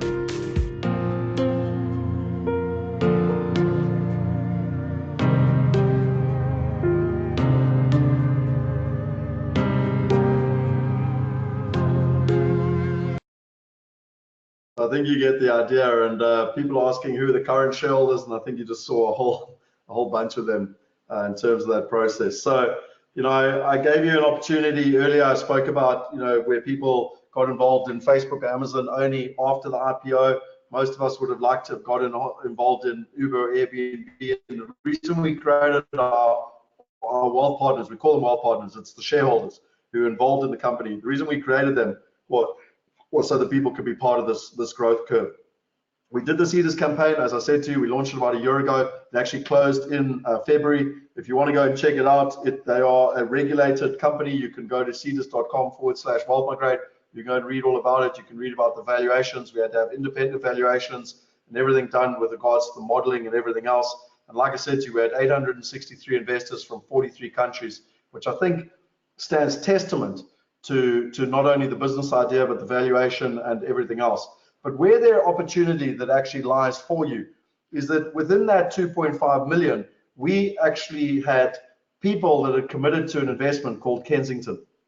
And Kensington is an Australian development in Australia, and it was due to complete, you know, this year. And when people got their money out, or not complete, but they were getting bought out, when they got their money out, they'd actually committed to be able to invest. And you know, we wanted to honor that agreement, and so we did the agreement with Seeders. We paid the fees on the money and everything else, and it was all at the valuation level. And we've waited and tried to solve it all year, but Kensington is still not solved in terms of providing those investors with an exit strategy. And Seeders have actually come back to us and said, listen, you know, it's literally going on a year now. We need to close out this round, and you know, the Kensington people either need to come in or not. And so we basically wanted to open up the opportunity to people. There's $400,000, and the really unique opportunity is that people get to invest at the exact same level, because what Seeders agreed was that they could invest at the exact same level as what the people at Seeders invested in up until February this year. However, it has to happen before Christmas so that we close out the round. So it is interesting. The share price is $1.50 per share. The only thing we don't have is that when we did the Seeders round, we had people being able to invest from $10 and, you know, from $100 and that sort of stuff. We don't do that because it's all going to be sort of, you know, online. Sorry, it's not going to be online. It's going to be manual. And so we've actually only got the lowest level is $10,000, and we have different slots. We have silver at $10,000. We have gold at $25,000. And then we have anchor investors or platinum at $250,000. We've got a number of anchor and plats around the world, and you know, they for us are really exciting.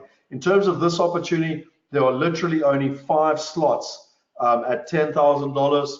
There are 4 slots at $25,000, and there's only 1 slot for an anchor investor. And in terms of that whole process. So if you wouldn't mind, I've just put up a poll. If you are interested, let us know, and I can, you know, make sure that the team or myself gets back to you. I'm very happy for us to sit, you know, and run through some of the detail in more detail. I do highly recommend that you also go. Let me just stop the poll quickly. If you want to go and look at the Seeders page, I didn't actually open it up, but I can open it for you very quickly. Seeders.WealthMigrate. You can literally go and read all about it. You can see the valuation and everything that was done. You can see the idea. You've got the full breakdown of the idea. You've got the market. You've got the team. You've got the updates. You know, et cetera, et cetera. It's all here in terms of that breakdown. So let me just go here. I'd just like to see if people are interested. And while I'm doing that, I want to share with you a story. You know, what's also interesting is that we're on a purposeful journey. You know, to Stephanie, who asked the question about the doctors, and you know, we're kicking doctors out of the streets and we're making medical more expensive. That's not the truth, Stephanie. What we're doing is that we're a very ethical business. You know, our community back in 2015 actually supported a young man called Bongi, and Bongi's the most amazing guy. You know, he's literally gone out there and he wanted to be part of a private school. He was one of the most amazing entrepreneurial kids I've ever seen. We put him through a private school for 3 years, which has been supported by our community and our company. He's now a captain of his county, you know, for hockey. He's going into his final year next year, and he's one of the leaders within the whole school and establishment. And he actually is wanting to study electrical mechanical engineering. And I'm really excited because, you know, he could easily be the next Elon Musk. And it's just an example of what is possible, you know, when you empower the right people. And we really are looking within every project. We're trying to do a partnership as soon as we can get the tech investment time to link together B1, G1 and our platform. Imagine if every time you invested, it was linked to an impact or purposeful investment. It already is because you're supporting Bongi and the wealth movement. But imagine if every investment you could actually go out there and choose. So, you know, this for me becomes really, really exciting. I'm just going to give you 10 more seconds to go on the poll, if you wouldn't mind, and just vote. If you are interested, let us know. It's the easiest way for me or the team to get out there. It is going to be on a first come, first serve basis. It's a very unique opportunity that we've agreed with the guys at Cedars. And, you know, obviously there's a timeline in terms of, you know, closing out before the end of the year. Unfortunately, it's very frustrating for the people that invested in Kensington. But, you know, we're doing our best and we're working on solving that for them as investors. I don't believe they're going to lose any capital, which is great, but it is going to take time in terms of that process. So I think everyone's voted, and if you haven't and you don't want to vote, you've got my details. I'm happy to reach out to me or one of the team members, you know, between Alex or Fritz or Lee or myself in terms of that process. So this is a picture of Bongi that I mentioned for Stephanie. This is his mother, who's a police lady. His dad is a security guard. And through using technology, we've empowered this kid. And I just believe there's so much opportunity on this planet for all of us to do it. And so I want to finish off with a thought. You know, this is my son. And at a very young age of 5, he's learning that green houses and red hotels and earning a passive income is what you call smart investing. His dad, with an incredible team, has taken a childhood fantasy of playing global Monopoly and turned it into a reality where you can now invest in residential and commercial property across multiple continents. And this is his portfolio. It's, you know, which has diversity and passive income. It's what we call smart investing. You know, the wealthiest people on this planet, it's all about generational wealth. And ultimately for us, you know, it's what we call smart investing. And our aim, our invitation is to invite each and every one of you to come on a journey with us and to put smart investing in every single person's pocket. That's the invitation. I look forward to some of you that want to join on that journey. It is a unique journey. It's a generational opportunity. I believe it's a generational opportunity. Like I said to you, for those wealth partners, the people that are interested, it's about profit. It's about a global community and learning and growing together. And it's about purpose and bringing it together. And like I said, it's not for everybody. It's only for people that resonate with those three. You can see my email. You can see my mobile number. I'm not good on email. I am good on WhatsApp. Reach out to me if you want to ask me any questions directly, and I'm happy to help. Now, let me fire away and go through the questions very quickly. I do apologize. I know I've taken an hour and a half of your time. Hopefully, I've shared a lot of information with you. You know, it's really hard when if you consider that I started programming when I was 6 years old. That means that for the last 36 years, I have spent my life focusing on technology and property and trying to marry the two together. And obviously, I've tried to share as much as I possibly can with you tonight. If you've got any questions, please send them through. I'll stay here as long as it takes.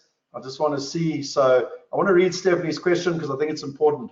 How will I negatively impact thousands of people in the US by investing in medical properties that aim to maximize investor returns at the cost of doctors who, in Scott's words, aren't good business people? And they aren't. My brother's a doctor. They're wonderful people, but they're not taught business. And patients alike who aren't free to choose their doctors in the US. Okay, I'll answer that. I don't want to be a property shark, and I'm sorely missing ethical investments on the platform. So it's a very good comment, Stephanie, and I think it's very, very well put. A couple of things. One is that, you know, when you are buying the medical property, whether it was you or someone else, you know, it's market related values, and it's not about trying to maximize the returns. The medical companies might be doing that, the private medical companies or whatever, but that's not what we're doing. We're just owning the underlying real estate, which I think is really important in terms of that process. And, you know, it's the same with people owning houses. You know, I believe that, you know, hospitals, houses, aged care, you know, invest in the aged care if it's something, you know, it's been paid for by the government. And it allows old people with Alzheimer's and stuff to be able to invest, and it's a 10% return, you know, in pounds in the UK. But I do hear what you're saying on the ethical investments. And I have a dream where we can marry it together with B1G1, and I'd highly recommend going and looking up that website, B1G1, buy one, give one, and actually link it with regards to each investment. So when people invest, imagine if they could nominate or donate a return, or to even donate some of the earnings, the impact we could have around the world. Okay, lots of people saying the video was working. When will we get our dividends paid out in crypto? Conversions, transaction fees are too high with fiat. Yeah, so 100% Pat. I think the challenge with that is that the banking system around the world is still very against crypto.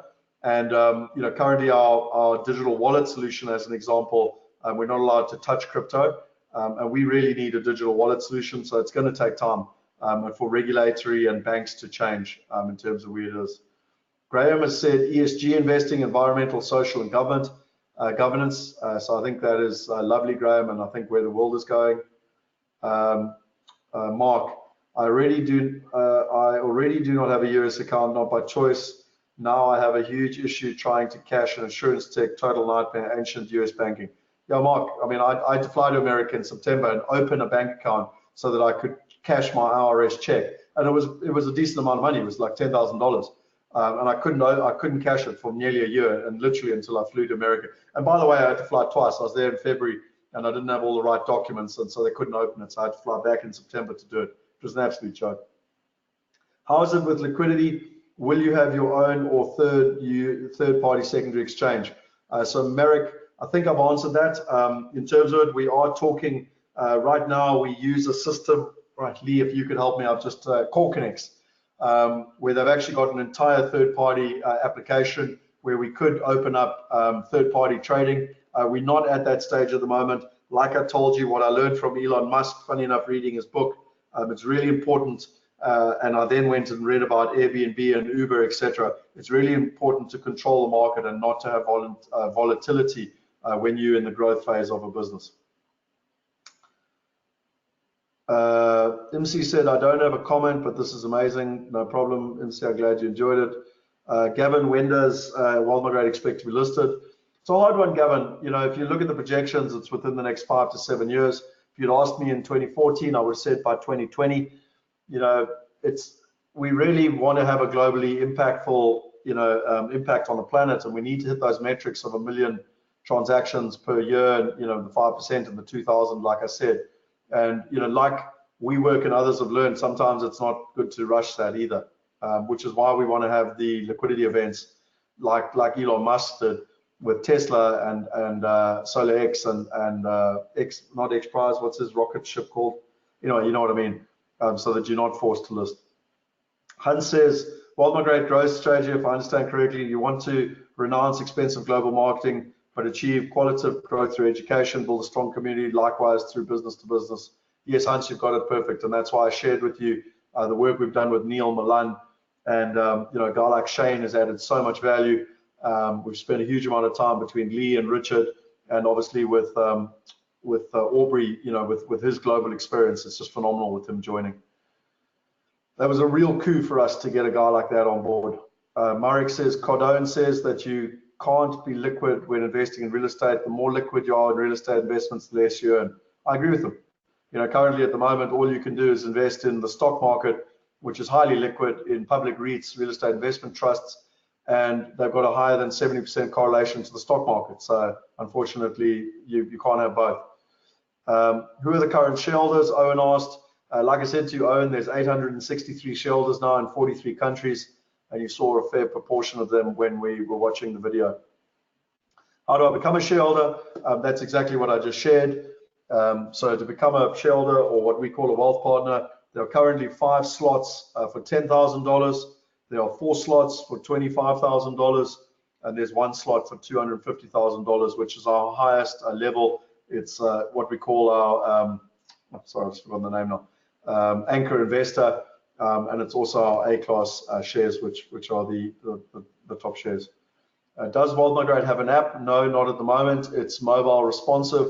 We have looked at all the research, and more than 70% of people are actually accessing us through their desktops, but we do fully acknowledge that the moment we have global wallets and we can bring down the minimum investments, apps become absolutely critical both in the emerging world and in the first world. So it is very much on the tech stack rank, or whatever it's called, in terms of us growing it out with the tech team.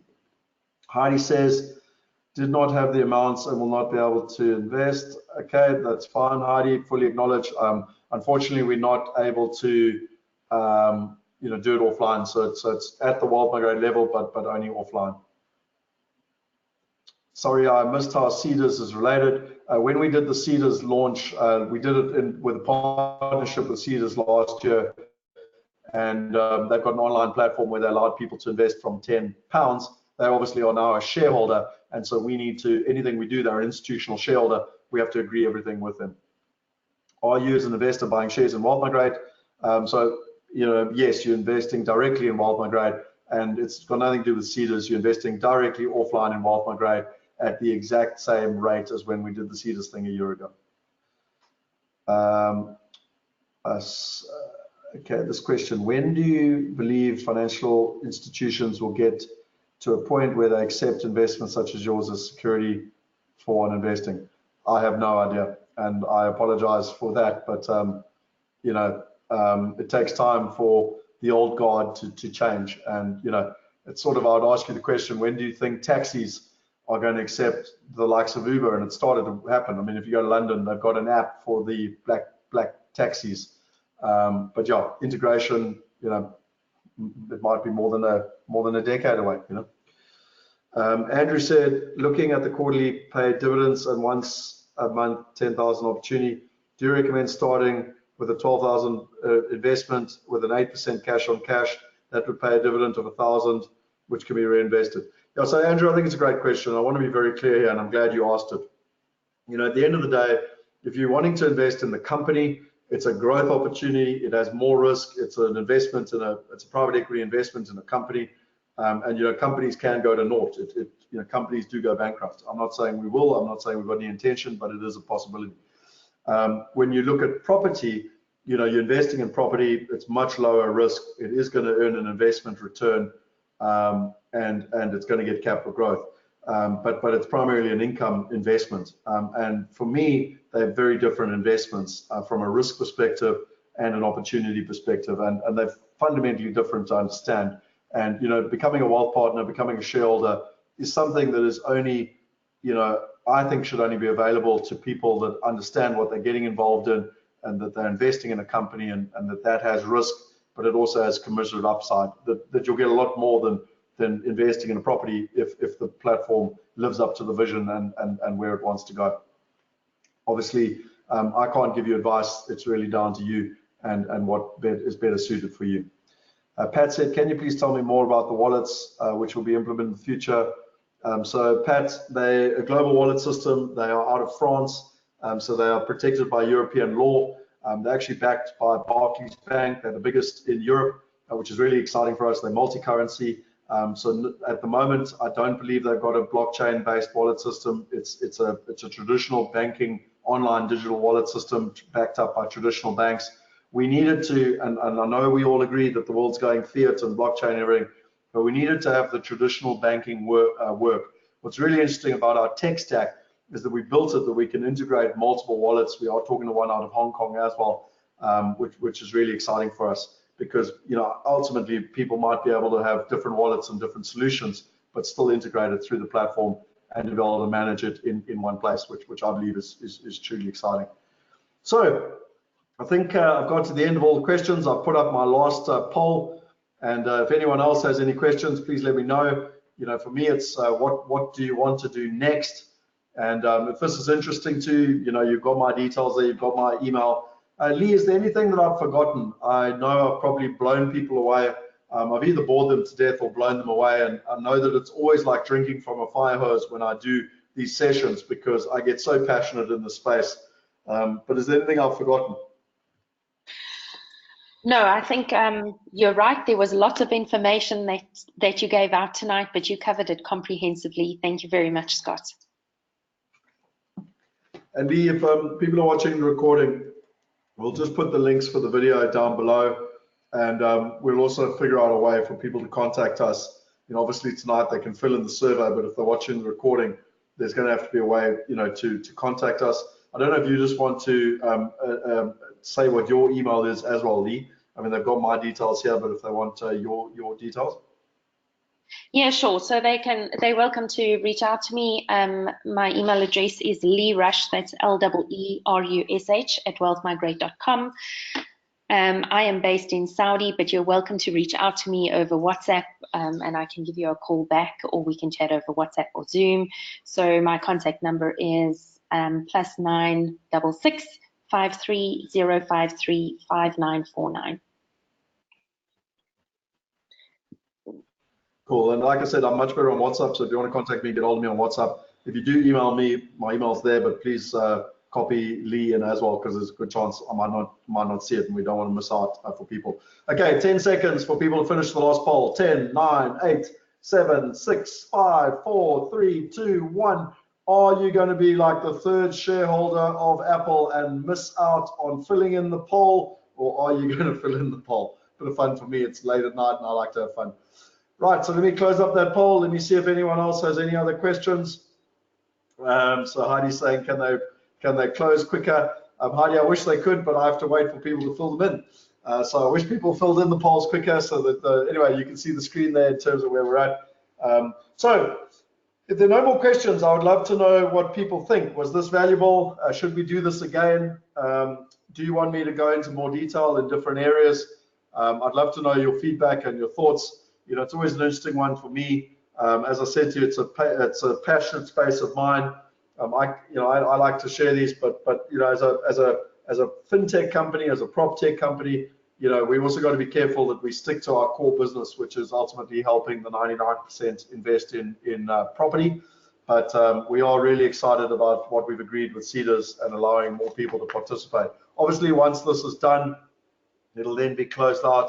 We'll have to do the reevaluations, etc., and that will be going into the new year. And what's important as well, we've got a number of strategic partners lined up, so things will be changing quite dramatically. I mean, if you look at Migrate just this month, we've actually closed 6 deals just this month, which I think is truly exciting. And our revenues are now multiple revenues from multiple revenue streams, which is why we aggressively aiming next year to go to break even, which is where we want to go. Cool. Let me see if there's any other things. All good. Loved it. Very informative. In the future, will shares come down to lower investment levels? Possibly, Heidi. We would have to look at how we could do that with a platform like a Cedars or something, but it's not at the moment, unfortunately. Sorry about that. It's only offline. Okay, Lee, I'm going to call it. I really want to say thank you for everyone that's come on the journey. I can see that many of you have stayed almost the full 2 hours, and so really appreciate it. As we started out, I invited you on a journey. Whether you join as a wealth partner, to many of you that already are wealth partners that are on this, I'm really thankful to the current wealth partners. I believe it's one of the greatest things that I've, in my life, the most value that I never expected in my life, and I'm really grateful to all of you for the tremendous value that you add in my life. So thank you. To those of you who want to become wealth partners, we look forward to talking to you over the next couple of days. It is timeous. It is a first come, first serve, and you need to make sure we will talk to you and make sure that you qualify and can participate, because it is by invite only, and there is a timeline by the end of the year, which we've agreed with Cedars. And then to those of you who are not ready and don't want to be wealth partners, there's no problem with that either. It doesn't suit everybody. Some people don't see the future in terms of the Amazon of real estate, and whether it's right or wrong is irrelevant. They don't agree with it. But I do, invite you to come on our platform and still invest and learn and be part of our journey. Thank you very much, everyone. Have a wonderful evening. Good night. Have a good evening. Good night.